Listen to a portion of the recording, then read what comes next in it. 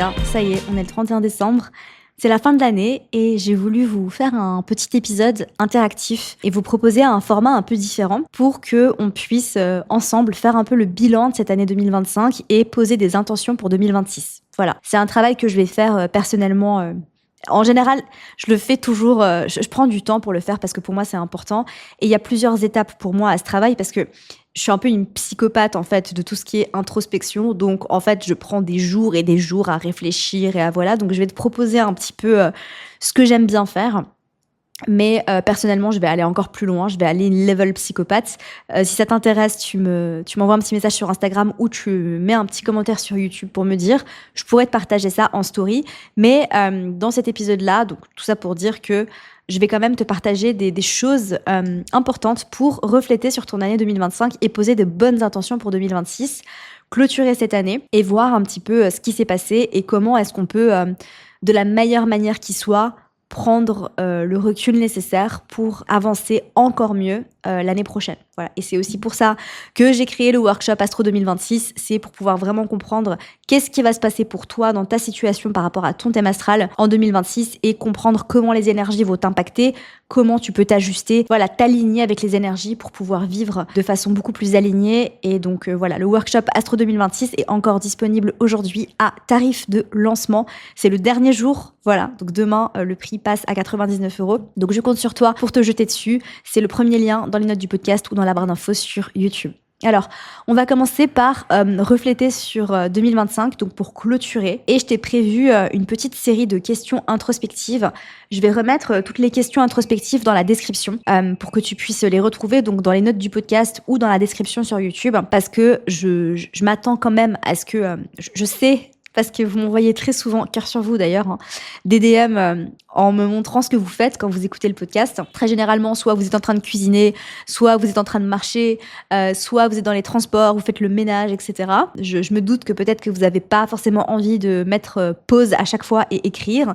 Donc c'est pour ça en fait que tout ce que je vais vous évoquer dans cet épisode-là, vous allez pouvoir le retrouver dans la barre d'infos sur YouTube ou dans les notes du podcast. On va commencer peut-être par une petite série introspective avec des questions un peu plus générales, parce que ce que j'aime bien en fait faire, c'est débroussailler un petit peu ce qui s'est passé mois par mois pour pouvoir vraiment avoir une big picture de ce qui s'est passé en 2025. Parce que très généralement, on a tendance à se focuser sur ce qui vient de se passer, donc le dernier trimestre, et on a tendance à oublier un petit peu ce qui s'est passé en janvier, février, etc. Donc c'est pour ça que j'aime bien revenir un peu mois par mois. Donc évidemment, quand tu vas faire ce travail introspectif, je te conseille de faire un petit rituel, de te faire une petite boisson chaude, d'allumer une bougie, de mettre un peu d'huile essentielle, de mettre ton téléphone en mode avion. Surtout, on a parlé de la surstimulation dans l'épisode de dimanche passé, donc là c'est le moment d'éteindre ton téléphone, ok, à moins que tu m'écoutes avec ton téléphone évidemment. Et puis de vraiment te mettre dans une ambiance. Tu peux utiliser de la sauge pour nettoyer un peu l'espace, faire une petite méditation pour vraiment te calmer, faire un peu de breathwork, tu vois, faire des exercices de respiration, mettre les jambes contre le mur, enfin tout ce que tu fais en général pour réguler ton système nerveux. Et ce que je te disais, c'est que j'aime bien revenir un peu mois par mois et me poser ces questions-là. Tu vois, donc ce que je fais en général, c'est que je reviens en fait au mois de janvier et je me dis, ok, qu'est-ce qui s'est passé au mois de janvier? Alors, je prends énormément de photos, notamment parce que je crée du contenu sur les réseaux, donc c'est normal, enfin je prends beaucoup de photos, mais de manière générale, essaye peut-être, si jamais tu as du mal à te rappeler un peu de ce qui s'est passé, soit tu checkes ton calendrier, ton agenda, ton planning ou ton album photo. Moi, en général, je scrolle sur mes photos et je regarde qu'est-ce que j'ai fait en janvier, qu'est-ce qui s'est passé en janvier. Donc reviens à ça mois par mois et pour chaque mois, tu peux te poser ces questions-là. Tu peux te poser toutes ces questions si t'es une psychopathe de l'introspection comme moi, ou tu peux juste en sélectionner une ou deux, celles qui te parlent le plus. Qu'est-ce qui s'est réellement joué pour moi ce mois-ci? Quel était le vrai sujet de ce mois? Quelles prises de conscience sont nées à ce moment-là? Ou quelle prise de conscience est née à ce moment-là? Qu'est-ce que ce mois m'a préparé à vivre ensuite? En quoi ce mois a été une étape nécessaire, même inconfortable? Donc tu peux te servir de ces questions-là, ou tu peux tout simplement écrire dans ton journal ou sur ton ordinateur ou sur ton téléphone, peu importe, mais voilà, janvier, qu'est-ce qui s'est passé, comment j'étais, dans quel état d'esprit j'étais, etc. Ok. Et ensuite, tu fais la même chose pour février, pour mars, pour avril. Si tu préfères fonctionner en trimestre parce que t'es pas une psychopathe de l'introspection comme moi, moi je suis une introspection girly level advanced. Tu vois, j'ai piqué l'expression à Anne qui travaille avec moi, qui m'a dit moi je suis une Christmas girly niveau advanced et ça m'a fait rire. J'ai adoré cette expression. Moi je suis une Christmas girly level Grinch. Et elle, c'est une Christmas girly level advanced, tu vois, je trouve ça marrant. Mais du coup, moi, je suis une New Year's girly level advanced. Alors, pas pour faire la fête, mais plus en mode on va planifier pour vivre la vie de nos rêves, parce que tu sais que un des sujets que j'adore aborder, c'est comment vivre la meilleure vie possible, en fait. Tout simplement, comment concrétiser, matérialiser tes rêves les plus fous, parce que c'est possible, je le fais, tu peux le faire, tout le monde peut le faire. C'est à notre dispo. Donc voilà. Donc mois par mois ou trimestre par trimestre, comme tu veux. Je vais faire cet exercice personnellement. Alors, au moment où je t'enregistre cet épisode, j'essaie de prendre de l'avance puisque là, on est le 19 décembre. Donc, j'ai pas encore entamé ce travail. Donc, je peux pas forcément te faire de partage perso par rapport à ce qui s'est passé. Mais je pourrais t'en partager un petit peu plus, peut-être pas par mois, mais je pourrais revenir un petit peu sur l'année 2025 pour te partager quelques anecdotes. Parce que, en fait, au moment où tu écoutes cet épisode, je suis... oh my God, je suis en vacances. Moi, Amina, je suis en vacances. J'ai décidé de prendre, attention, 4 jours de vacances. Waouh! La meuf, elle a pris 4 jours de vacances dans l'année. Non, mais en fait, voilà, chacun son combat. Hein. Le sujet des vacances, c'est... Voilà, j'ai lancé une nouvelle entreprise, j'ai lancé un nouveau business en 2025. Donc, le sujet des vacances, pour moi, c'était... Je savais déjà que ça allait pas être un sujet. Et c'est un choix que j'ai fait comme ça, voilà. On prendra des vacances quand les choses seront bien installées, mais effectivement, lancer une nouvelle entreprise, ça demande énormément de travail, en plus de ce que je fais déjà avec J'aime trop ton signe, qui est, en toute sincérité, un full-time job, on va pas se mentir. Si tu savais tout ce qui se passe derrière les coulisses, rien que créer le workshop Astro 2026, les gars, ça m'a tellement demandé. Et encore, je veux dire, je suis accompagnée, j'ai une équipe. Donc je crée le contenu de la formation, mais c'est pas moi qui monte les vidéos de la formation, c'est pas moi qui monte ce podcast. J'aurais pas pu le faire si j'étais toute seule. Donc merci à mon équipe, je vous aime, vous êtes incroyables. Voilà. Mais donc du coup, reviens mois par mois et fais ce travail si tu veux. Ensuite, moi j'aime bien cette idée des in et out. Ça fait quelques années que ça tourne un peu, cette trend des in et des out. Je pense qu'on va en voir passer aussi pas mal cette année. Ça n'a pas encore commencé le 19 décembre, mais voilà, parce que tout le monde est encore en mode Noël. Mais je pense que ça va continuer. Et puis je vais personnellement aussi faire mes in and out. Je ne sais pas si je vais les partager sur les réseaux, mais out. Donc qu'est-ce que c'est que les out de 2025 ? C'est qu'est-ce que tu veux plus vivre en 2026 en fait ? Qu'est-ce que tu as vécu en 2025 ? Et là tu te dis, mais ça c'est out, tu vois. Ça, c'est out. Et ça peut être deep et ça peut être moins deep. Tu vois, par exemple, moi, le jeûne intermittent, c'est out, en fait. Et c'est out. Donc, c'est vrai que j'ai pendant des années et des années et des années fait le jeûne intermittent, mais sans forcément le vouloir, sans en me disant, je vais faire c'est juste que j'ai jamais pris de petit-déj, en fait. J'aimais pas prendre un petit-déj et je buvais du café. Et là, il y a 6 mois, à peu près, j'ai eu un wake-up call parce que j'ai fait des analyses sanguines et la personne qui a analysé mes résultats m'a dit on va arrêter de faire ça, on va manger le matin. Donc pour moi, vraiment, je me sens beaucoup mieux depuis que je mange le matin. Je peux développer sur ce sujet, mais je pense que c'est pas trop le but de cet épisode. Mais ça c'est un exemple de out en fait. Pour moi, le fait de pas manger le matin, de pas prendre de petit déj, c'est out. Il y a plein de choses qui sont out. Je peux te donner un exemple plus deep. Qu'est-ce qui est out ? Ouais, forcer les choses au niveau relationnel. Je l'ai parlé dans l'épisode Dating Wrapped. Ça, c'est out. Si c'est fait pour se passer, ça va se passer. Je vous donne un exemple. On est le lendemain du jour où j'ai enregistré l'épisode Dating Wrapped. Du coup, je peux vous donner un exemple très concret. J'ai parlé du plot twist. J'ai parlé du crush plot twist. Celui avec qui j'ai pas encore fait de date. Le keyword, c'est encore. Parce que je le kiffe, il est trop mignon. Eh bien, j'ai rien fait, en fait. Tu vois, je fais rien. Et hier, on s'est croisés à la salle. Oh, j'ai le sourire. Ah, il est trop mignon. Si ça se trouve, dans une semaine, je vais l'oublier total. Je sais pas ce qui va se passer, mais en tout cas, pour le moment, là où j'enregistre cet épisode, je suis à fond sur lui. Et hier, en fait, on s'est croisés par magie, tu vois. L'univers a fait en sorte qu'on se croise. Je sortais au moment où il arrivait et on a eu une conversation trop cute, quoi. Et en fait, je le regardais et il me faisait des grands sourires. Et moi, je faisais des grands sourires en mode « Ah !» tu vois. Et voilà. Du coup... pas besoin de forcer les choses, en fait. Fais confiance à la vie, parce que si c'est censé se passer, c'est censé se passer. Si on est censé connecter, si on est censé vivre un truc ensemble, on va vivre un truc ensemble. J'ai pas besoin de lui envoyer de message, j'ai pas besoin de lui écrire, à moins que c'est mon intuition qui me dise, tiens, écris-lui, tu vois. Mais voilà, pour moi, un out, c'est forcer les choses au niveau relationnel. Et ça, c'est clairement quelque chose que je faisais encore l'année passée, hein, de forcer les choses au niveau relationnel. Et ça ne fonctionne pas. Voilà. Donc, tu as eu 2 exemples. Tu as eu un exemple un peu plus light, tu as eu un exemple un peu plus deep. Mais je vais faire ce travail personnellement parce que j'ai pas encore introspecté là-dessus. Enfin, t'es out pour 2026. Et quels sont tes in? Quels sont les trucs qu'on garde? Moi, très concrètement, les in, il y en a beaucoup, hein, il y en a énormément. Bah, ma salle de sport, c'est un in, très clairement. Genre, je me sens tellement bien là-bas. J'ai augmenté mon niveau de protéines. Ça, c'est in, très clairement. Qu'est-ce qui est in encore? Il y a plein de choses qui sont in. Voilà, ça, c'est un peu des exemples. Qu'est-ce que je pourrais dire? In, faire confiance en l'univers. J'ai fait la poisson. C'est vrai. Il s'est passé un truc de fou ce matin. Je vous raconterai ça dans le prochain épisode. Mais j'ai manifesté un truc de malade. Tout ça pourquoi? Parce que je fais confiance à l'univers. Voilà. J'ai eu un truc et j'ai fait waouh. Vraiment, incroyable. Je vous raconte ça. Est-ce que c'est mercredi prochain? Oui, mercredi prochain, je vous raconte ça. Parce que c'est fou. C'est fou. C'est une histoire de manifestation que vous allez kiffer. Voilà. Donc, quels sont tes in à toi? Qu'est-ce que tu gardes pour 2026? Tiens, j'ai envie de réfléchir à ça.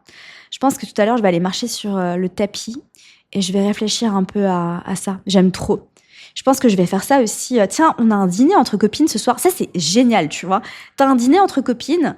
Partagez-vous vos in et vos outs. Je trouve que c'est vraiment trop stylé. Et ensuite, une fois que tu as fait ça, une fois que tu as fait ce travail, je peux te proposer des questions introspectives plus générales sur l'année 2025. Donc la première, c'est qu'est-ce que 2025 m'a forcé à voir sur moi que je ne pouvais plus ignorer? Quelle version de moi est morte cette année et laquelle est en train de naître? Quel choix ai-je fait par peur plutôt que par désir? Quelles relations m'ont nourri profondément et lesquelles m'ont vidé? Quelle émotion a le plus souvent guidé mes décisions en 2025? Qu'est-ce que j'ai trop toléré en 2025? Quelle leçon essentielle est-ce que j'emmène avec moi en 2026? Quel a été le highlight de mon année et pourquoi? Ça, c'est une de mes questions préférées. Je la pose quand je suis dans le sauna. Parce que, alors, si vous le savez probablement, je suis allergique à ce qu'on appelle le small talk. Qu'est-ce que c'est que le small talk? Les conversations d'ascenseur. En mode la pluie, le beau temps, les conversations comme ça. Tu vois, moi, c'est hors de question. Et du coup, quand je suis dans le sauna, des fois, il y a des gens qui commencent à entamer la discussion et ils disent « Oh, la saison des pluies a bien commencé, hein !» À Bali, parce que c'est la saison des pluies, du coup. C'est la mousson, quoi.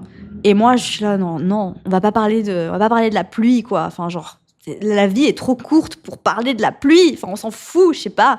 Et du coup, en retour, je lui dis, je réponds pas à ce qu'il me dit, je dis, ah ouais. Et je lui dis, quel a été le highlight de ton année, en fait? Quel a été le temps fort? Voilà, le highlight. Quel a été le temps fort de ton année? Et j'ai eu des réponses, j'ai posé cette question à plusieurs personnes, j'ai eu des réponses extraordinaires. Il y a un mec qui m'a dit, je suis devenue papa. Il y a un mec qui m'a dit, j'ai rencontré ma copine. Enfin, ouais, c'est que niveau love, du coup, mais voilà, enfin. Donc, je trouve ça trop cool. Et ensuite, pose tes intentions pour 2026. Donc, c'est très simple. Moi, quelque chose que j'aime beaucoup faire, je te partagerai peut-être ça sur Instagram, donc n'hésite pas à aller me suivre et à bien suivre les stories aux alentours de la période du Nouvel An. Sur @JamTroToursigne, hein, bien évidemment, si tu ne me suis pas déjà, je ne sais pas ce que tu fais. C'est de choisir un mot pour l'année. Alors, pour choisir ton mot, tu peux t'aider de l'épisode où c'était l'épisode que j'avais, c'était pendant la Pod Week, où je te proposais un petit exercice par rapport à ta révolution solaire, donc ton année 2025-2026. Moi, j'ai repris le mot de mon ascendant de révolution solaire, du coup Capricorne, et mon mot pour 2026, c'est level up. Voilà. C'était déjà mon mot en 2025, mais là, je suis toujours sur cette vibe en 2026, donc je pense que c'est le mot que je vais choisir. Je suis pas figée. Donc, vu que j'enregistre cet épisode le 19 décembre, je pense que je vais prendre le temps de maturer un petit peu ça, parce que pour moi, c'est important. Je prends ça au sérieux, les gars. Je vous ai dit, je suis une planeuse de nouvelle année advance, donc voilà. Et puis, ce que je te conseille, c'est de poser tes intentions. Qu'est-ce que tu veux manifester dans ta vie en 2026? Qu'est-ce que concrètement tu veux accomplir? Dans quelle énergie tu veux être? Qu'est-ce que tu veux ressentir comme émotion? Focus-toi aussi sur ce que tu veux ressentir plutôt que ce que tu veux avoir de façon concrète. Et puis après, fais ton vision board, tout simplement. Ça, c'est la base. Tu le mets en fond d'écran d'ordinateur, de téléphone, partout. Tu l'imprimes, tu le mets où tu veux. Et puis il faut que ça te parle à toi, tu vois, il faut que ce soit vraiment aligné avec ton âme, avec ce que tu veux. Donc Donc voilà. Après, il y a encore pas mal de choses qu'on peut voir, mais je vous partagerai tout ça sur Instagram pour aller plus loin. Je voulais pas vous faire un épisode trop long parce que je sais qu'il y a quand même pas mal d'épisodes et c'est la période des fêtes et vous avez probablement pas le temps d'écouter des épisodes trop longs. Donc on va s'arrêter là. J'espère que ça vous aura plu. Bonne année à vous les gars. Waouh. La prochaine fois que je vais vous parler, ce sera en 2026. C'est fou. Ça passe trop vite. Waouh.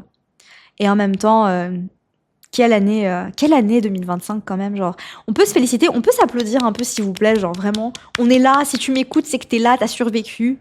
Quelle année. Genre vraiment, c'est une année qui m'a retournée. Ça m'a retournée.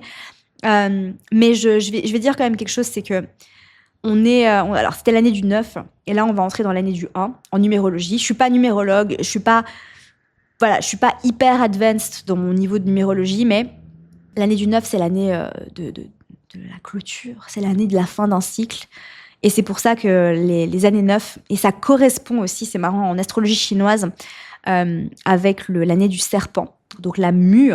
Et du coup, on arrive sur une année 1 l'année prochaine. Et c'est l'année du cheval. Et je suis cheval. Hihi.